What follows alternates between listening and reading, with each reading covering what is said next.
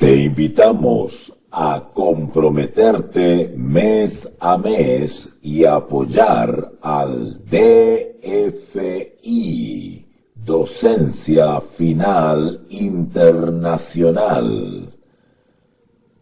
Tu donación es nuestro salario. Que Dios te bendiga. Hola, soy tu profesor Walter. Seguimos con esta serie hermosa sobre la Trinidad olvidada, vindicando la Trinidad bíblica. El apóstol Pablo describe a los cristianos como personas fieles que buscan un evento bendito, la venida de Jesucristo. Aquí están sus palabras. En Tito capítulo 2, versículo 13 y 14. Aguardando la esperanza bienaventurada y la manifestación gloriosa de nuestro gran Dios y Salvador Jesucristo, quien se dio a sí mismo por nosotros para redimirnos de toda inequidad y purificar para sí un pueblo propio, celoso de buenas obras. La manifestación de Cristo se describe como nuestra esperanza bienaventurada, y ciertamente lo es. La frase clave es obviamente la descripción de Jesús como nuestro gran Dios y Salvador. Ambos términos se refieren a Jesús, Dios y Salvador. Ese es el problema. Pero antes de que demostremos en esta serie sobre la Trinidad olvidada que efectivamente ambas palabras están siendo usadas para Cristo, Dios y Salvador, no nos apresuremos a ir más allá del contexto en sí. Pablo dice que el Señor Jesús se dio a sí mismo por nosotros para redimirnos de toda iniquidad. Esto es en referencia al sacrificio expiatorio de Jesucristo que tuvo lugar en la cruz del Calvario.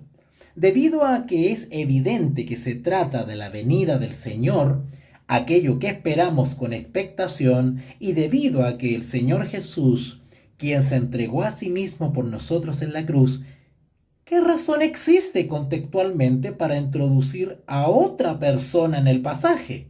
Sencillamente no la hay. La única razón por la que algunos tratan de hacerlo es para evitar la clara identificación de Jesucristo como Dios y Salvador. Otra pista contextual confirma la aseveración que hace Pablo de la deidad de Cristo. El versículo 14 dice que Cristo desea purificar para sí un pueblo propio, celoso de buenas obras. Para la persona cuyo oído está en sintonía con las palabras del Antiguo Testamento, esta es una frase que le recordaría nada menos que a Yahvé mismo. Por ejemplo, en Salmo 130, versículos 7 y 8. Esperaré y espere Israel a Jehová, porque en Jehová hay misericordia y abundante redención con él, y él redimirá a Israel de todos sus pecados. Lo que no se ve de inmediato con tan solo mirar el texto en español es que este pasaje de los Salmos usa los mismos términos que se encuentran en Tito 2:14. Específicamente en el Salmo, la palabra redimir es el mismo término usado por Pablo en cuanto a la obra redentora de Cristo.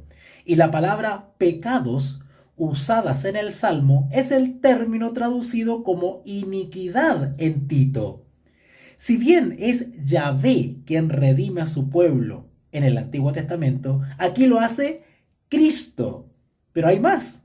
En Ezequiel capítulo 37, versículo 23, dice: ni se contaminarán ya más con sus ídolos, con sus abominaciones y con todas sus rebeliones, y los salvaré de todas sus rebeliones con las cuales pecaron, y los limpiaré, y me serán por pueblo, y yo a ellos por Dios.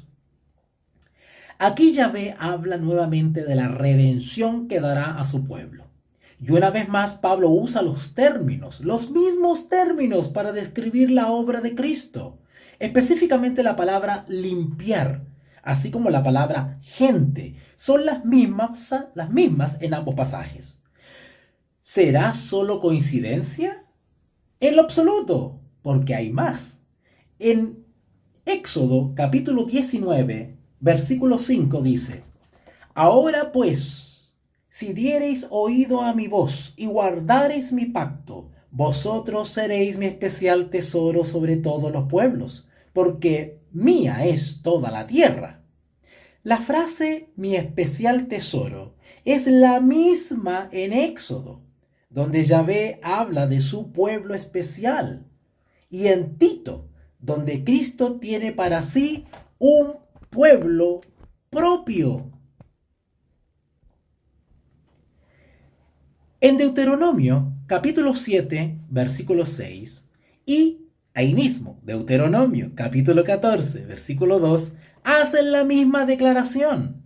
Cualquier persona familiarizada con la expresión pueblo redimido en el Antiguo Testamento reconocerá que los mismos términos que se usan allí para Yahvé, Pablo los aplica aquí al Señor Jesús. Entonces, según el contexto, no habría ningún problema en llamar a Jesús Dios y Salvador, por el hecho de que le ha aplicado a Jesús mismo esos términos. Sin inconveniente alguno, Pablo no se acompleja en eso, aplica los mismos términos usados para Yahvé a Jesús. Palabras que el pueblo de Dios había usado durante siglos para describir a Yahvé, su Salvador. El enfoque de atención en Tito 2:13 siempre ha estado en si debemos entender que Pablo deba aplicar a Cristo ambos términos, Dios y Salvador. Hemos visto que antes de abordar las preocupaciones gramaticales, el texto no nos da ninguna razón para pensar que aquí se trata de dos personas. Solo Cristo está en discusión. Debemos preguntarnos entonces, ¿por qué alguien desearía encontrar una segunda persona? Pues el texto no nos lleva a esa dirección. Tanto Dios y Salvador se refieren a Jesús. Como sucede con alguno que otro pasaje, un gran número de ensayos y artículos se han escrito con respecto a la traducción correcta de Tito 2:13. De hecho, toda una regla gramatical encuentra su aplicación principal en este pasaje. La regla ha sido apodada como la regla de Granville-Sharp, por haber sido Granville-Sharp quien primero la formuló. En realidad, la regla de Sharp constituye un conjunto de reglas, todas relacionadas con el uso de los sustantivos y el conectivo griego kai. Y, sin entrar en el lujo de detalles, podemos decir que el estudio de Sharp del texto del Nuevo Testamento lo llevó a reconocer que cuando el escritor usaba una construcción particular del artículo el, sustantivo kai, sustantivo, y cuando los sustantivos personales involucrados fueran nombres singulares y no propios, siempre se referían a la misma persona. Lo significativo de Tito 2:13 se encuentra en el hecho de que la frase nuestro gran Dios y Salvador encaja exactamente con el patrón original. El artículo definido él se encuentra delante de la palabra Dios. La palabra kai lo conecta. Recuerden que kai es y. ¿Ok? Así que la palabra kai lo conecta con la palabra Salvador. Dios y Salvador. Por lo tanto, en el contexto solo hay una persona a la que se puede aplicar ambos términos. A Jesucristo. Él es nuestro Dios y Salvador. Se han hecho varios intentos por socavar esta regla de la gramática griega. Todo ello motivado por una falta de voluntad para creer lo que dice el texto en sí. El trabajo en los últimos años del doctor Daniel Wallace sobre el tema ha venido a fortalecer aún más la validez de la regla de Sharp y su aplicación en Tito 2:13. Pero solamente se ve la mitad de la evidencia cuando nada más analizamos Tito 2:13. Existe otro importante pasaje que agrega más evidencia aún a la validez de esta interpretación del texto del Nuevo Testamento. Simón Pedro, siervo y apóstol de Jesucristo, a los que habéis alcanzado por la justicia de nuestro Dios y Salvador Jesucristo, una fe igualmente preciosa que la nuestra. Segunda de Pedro, capítulo 1, versículo 1. Repito, Simón Pedro, siervo y apóstol de Jesucristo, a los que habéis alcanzado por la justicia de nuestro Dios y Salvador Jesucristo, una fe igualmente preciosa que la nuestra. Segunda de Pedro, capítulo 1, versículo 1. Aquí podemos ver de inmediato la construcción de Granville Sharp, nuestro Dios y Salvador Jesucristo. Pero este pasaje no contiene el contexto que rodea a Tito 2:13. ¿Es entonces menos válido? No, en lo absoluto, porque aquí encontramos que el uso de otras construcciones, Granville Sharp en Segunda de Pedro nos proporciona el mismo tipo de apoyo externo que Pablo proporcionó con sus alusiones al Antiguo Testamento. En esta corta epístola tenemos cuatro construcciones de este tipo, en total. Capítulo 1, versículo 1, capítulo 1, versículo 11, capítulo 2, versículo 20, capítulo 3, versículo 18 de Segunda de Pedro. La segunda, que se encuentra en Segunda de Pedro 1:11, dice así: porque de esta manera os será otorgada amplia y generosa entrada en el reino eterno de nuestro Señor y Salvador Jesucristo. Segunda de Pedro 1:11. ¿Ok? Así que aquí la construcción es nuestro Señor y Salvador Jesucristo. Y si comparamos esta frase con los textos reales originales, se ve claramente la similitud en estos pasajes. Las frases son idénticas, aparte del hecho de que en 2 de Pedro 1:1 el término es Dios y en 2 de Pedro 1:11 es Señor. Nadie duda en traducir 2 de Pedro 1:11 como Señor y Salvador. Entonces, ¿por qué dudar en 2 de Pedro 1:1? La repetición de esta construcción en 2 de Pedro 2:20 y 2 de Pedro 3:18 solo fortalece dicho argumento. Wallace concluye de esta manera, abre comillas: siendo este el caso, no hay una buena razón para rechazar 2 de Pedro 1:1 como una afirmación explícita de la deidad de Cristo. Cierre comillas. Y a esto, este servidor, su profesor Walter, añade que simplemente no hay razón. Que no sean razones teológicas para evitar la traducción adecuada de Tito 2:13 o de 2 de Pedro 1:1. Ambos pasajes testifican de la deidad de Jesucristo.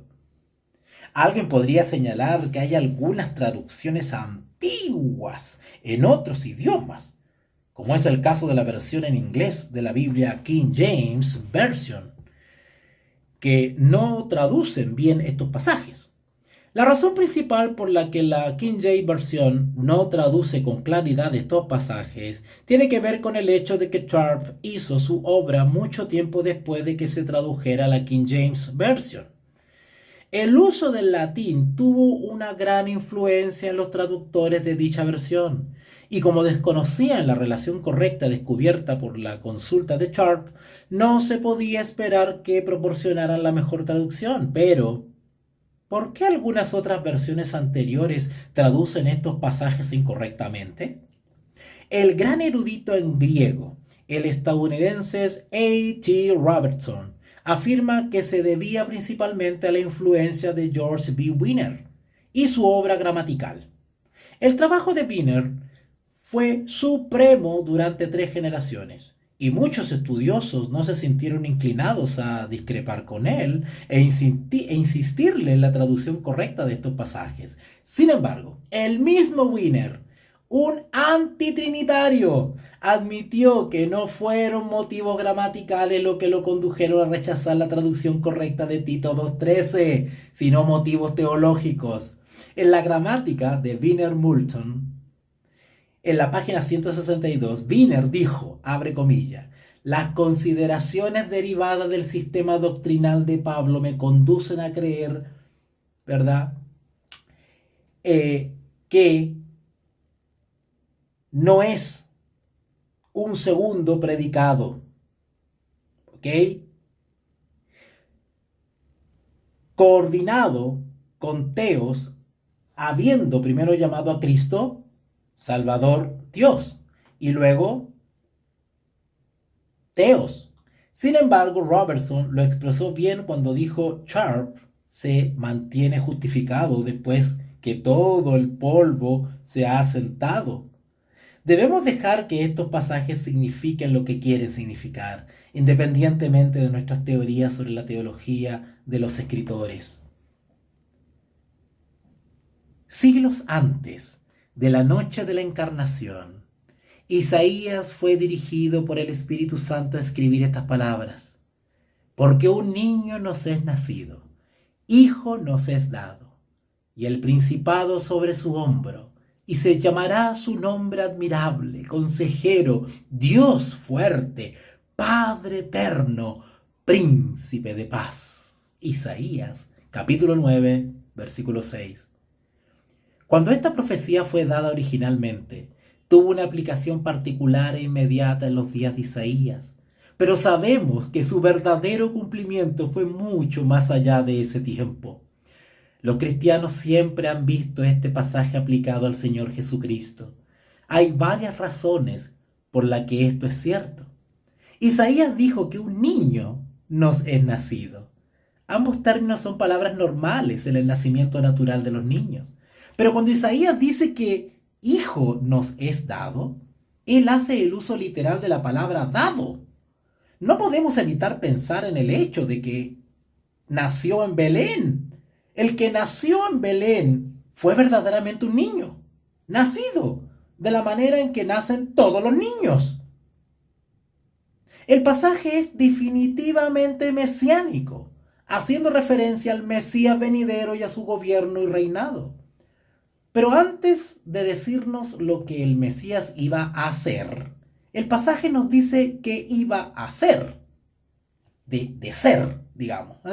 Aquí tenemos una cadena de nombres descriptivos, todos ellos cargados de un alto significado. Sin embargo, debemos concentrarnos en ese nombre que indica la deidad del que viene. Ese nombre es el Gibor, Dios fuerte. Muy pocos niegan que esta frase se refiere al Mesías, el Hijo de Dios. En cambio, para evitar el impacto de la descripción, se toman dos vías. Algunos dicen que la frase simplemente significa héroe poderoso o algo por el estilo, basándose en el uso del término hebreo Gibor en otros contextos. Otros están dispuestos a permitir la traducción normal, Dios fuerte, pero rápidamente dirán: sí, puede que él sea un Dios fuerte, pero no es el Dios todopoderoso. Esta es la respuesta normal dada por los testigos de Jehová, por ejemplo, cuando se enfrentan con este pasaje. Aparte del problema que se presenta al tener dos dioses verdaderos, entre comillas, todos estos intentos alrededor de la fuerza del versículo se topan con una pared de ladrillos provista por el mismo Isaías. F. Dilton lo expresó de esta manera: pero todas las traducciones y otras similares naufragan en el capítulo 10, versículo 21. Y me estoy refiriendo a Isaías. Claro que sí, Isaías 10:21. Sin necesidad de que exista alguna refutación adicional, pues es ahí donde él, a quien el remanente de Israel se volverá con penitencia, le llaman el Gibor, el Dios fuerte. No hay ninguna razón por la que debamos tomar ese él en el nombre del Mesías, diferente a la del sentido que tiene en Emanuel, sin mencionar tampoco el hecho de que él en Isaías es siempre un nombre que se refiere a Dios, y de que el profeta siempre estuvo muy consciente de la antítesis entre él y Adán, es decir, entre Dios y el hombre. Como el capítulo 31, versículo 3, muestra claramente. Y finalmente, el Gibor era un nombre tradicional de Dios, que aparece desde muy temprano en Deuteronomio 10:17, Jeremías 32:18, Nehemías 9:32, Salmos 24:8, etc. El nombre Gibor se usa aquí como un adjetivo, al igual que Shaddai en el Shaddai. Entonces, aquí se designa al Mesías como Dios fuerte. Sin dudas, esto parece ir más allá de los límites del horizonte veterotestamentario. Pero, ¿qué tal si debiera ir más allá? Quede escrito de una vez por todas, al igual que en Jeremías 23:6, Jehová Sidkenu, Jehová nuestra justicia. También se usa como nombre del Mesías. Sin embargo, no debemos ir demasiado lejos. Si miramos el espíritu de la profecía, el misterio de la encarnación de Dios se indica indiscutiblemente en tales declaraciones. Pero si observamos la coincidencia del profeta mismo y la conciencia del profeta, vemos que no había nada más que esto, que el Mesías sería la imagen de Dios, como no lo había sido nunca ningún otro hombre. Entonces, el uso de el Gibor de Yahvé en Isaías 10:21, tan solo un capítulo después, hace insostenible la excusa que se trata de dar de que la frase indique inferioridad y no verdaderamente una deidad. El encarnado será el Dios fuerte, el Gibor, ciertamente, Emanuel, Dios con nosotros. Te invitamos a comprometerte mes a mes y apoyar al DFI, Docencia Final Internacional. Tu donación es nuestro salario. Que Dios te bendiga.